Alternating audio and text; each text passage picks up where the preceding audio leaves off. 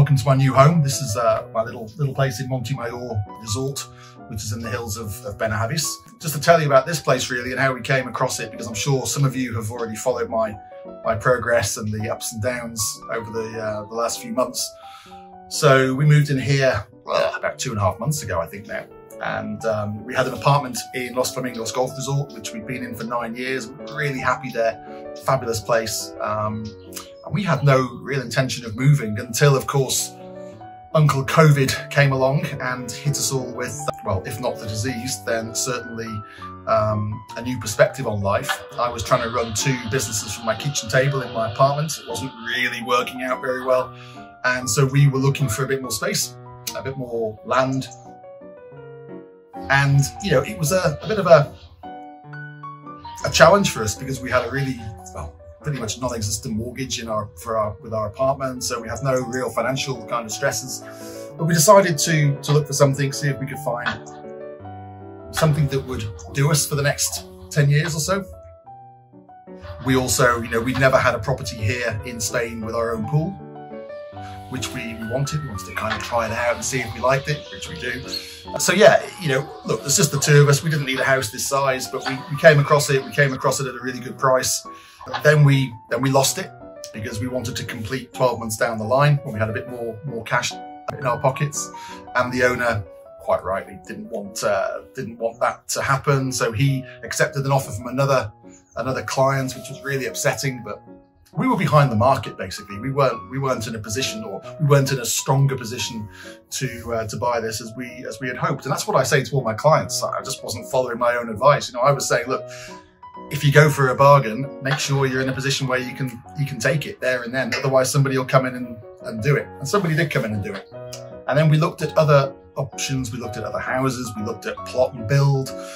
So anyone who wants any advice on that, I'm your man, because we went through the hoops with architects and with builders and goodness knows what. And we looked at a range of different options, and we looked at penthouses and other apartments. And we just felt that, well, what's the point in jumping from apartment to apartment? Because we were really happy in our other one. So I was out actually on tour with a client, and I bumped into the agent who tried to broker the deal for this house all those months back. And I said to him, I said, "Oh, how's the new buyer settling in?" And he said, "Oh, they haven't moved in. It all fell apart." What? And they said, "Yeah, we're gonna put it back on the market. We're gonna look for a new buyer."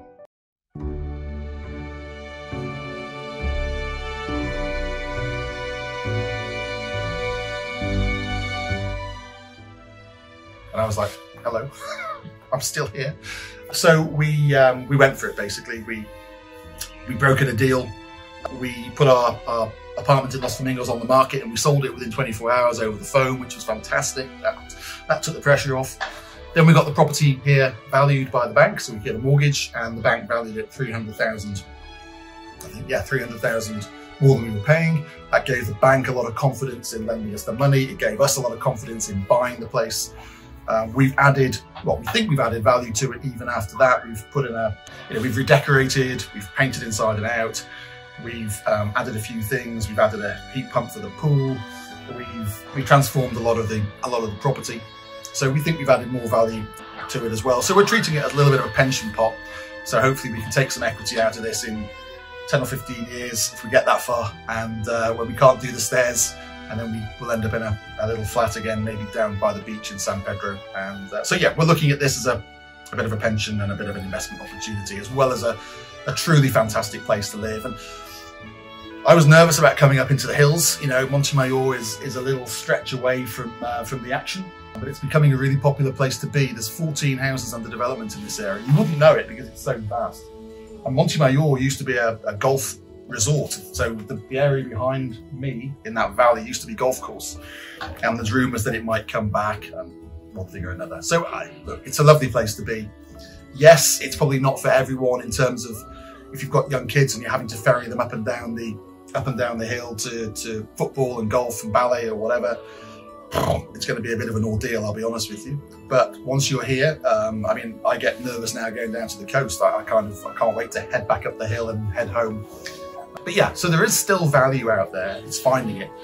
It's finding it in those pockets. The land here is still relatively cheap compared to other places nearby.